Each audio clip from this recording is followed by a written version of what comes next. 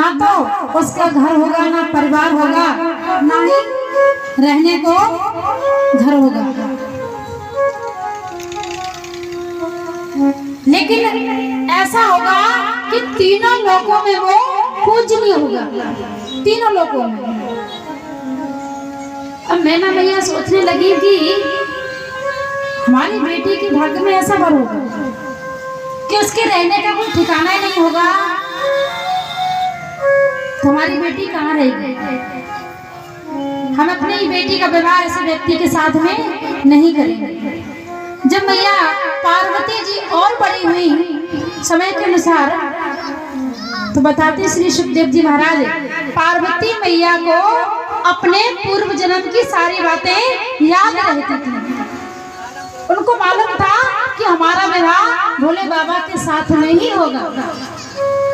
तो भोले बाबा से शादी करने के लिए वो तपस्या में बैठ गई।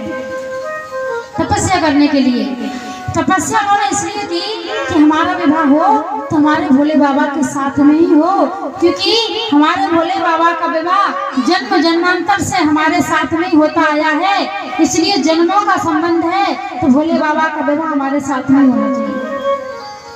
राजा हिमांचल ने नारद जी से कहा कि आप हमारी बेटी के लिए ऐसा घर और वर तलाश करके आओ जो आज तक हमारे नगर में नहीं आया। तो बताते श्री सुखदेव जी महाराज कि हे राजन परीक्षित, भोले बाबा कैलाश पर्वत पर रहते थे और नारद जी सीधे कैलाश पर्वत पर पहुंचे और भगवान भोले बाबा से निवेदन किया कि प्रभु आप, हम आपके लिए एक शादी का प्रस्ताव लेकर के आए हैं और आप शादी कर दीजिए। भोले बाबा कहते हैं देखो हमारी जो उम्र है कितनी सारी बढ़ गई है, अब हमारी विवाह करने की उम्र थोड़ी नहीं है।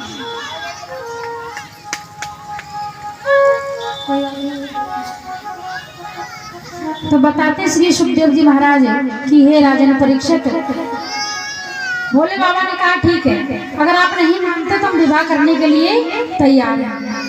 उधर राजा हिमांचल को जाकर के नारद जी ने बता दिया कि प्रभु हम आपकी बेटी के लिए घर और वर तलाश करके आ गए। अब उधर राजा हिमांचल ने लगन पत्रिका भेज दी, उसमें ब्रह्मा जी और नारद जी और अन्य देवता भी वहां पर पहुंचे थे लगन पत्रिका लेकर के। तो बताते श्री सुखदेव जी महाराज कि हे राजन परीक्षित, भगवान भोले बाबा ने उनका बड़ा ही सम्मान किया जो लगन पत्रिका लेकर के गए थे और बड़े धूमधाम से उन्होंने लगन पत्रिका उनको दी। और शादी का समय जब नजदीक आया तो बताते हैं श्री सुखदेव जी महाराज कि हे राजन परीक्षित, उधर सप्त ऋषियों ने पार्वती मैया से कहा कि मैया आप क्यों उस मुद्दे के चक्कर में अपने शरीर को तपा दे रही हो?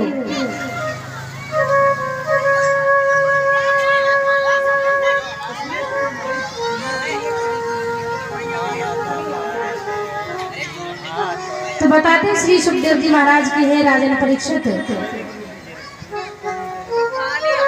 जब शादी का समय नजदीक आया तो भोले बाबा उधर बारात की तैयारी कर रहे हैं और सभी देवी देवताओं को उन्होंने निमंत्रण भिजवाया।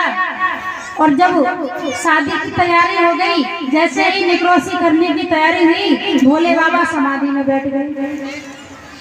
तो बताते हैं कि जब भोले बाबा समाधि से नहीं जाग रहे थे तो उनको उनकी समाधि को तोड़वाने के लिए कामदेव को बुलाया और कामदेव ने एक पेड़ की आड़ लेकर के भगवान भोले बाबा को तीर मारा और तीर वो तीसरे नेत्र में जाकर के लगा। तो भगवान भोले बाबा की जैसे ही नजर खुली, आंखें खुली, जैसे ही वो दृष्टि कामदेव के ऊपर पड़ी तो कामदेव जल करके भस्म हो गया।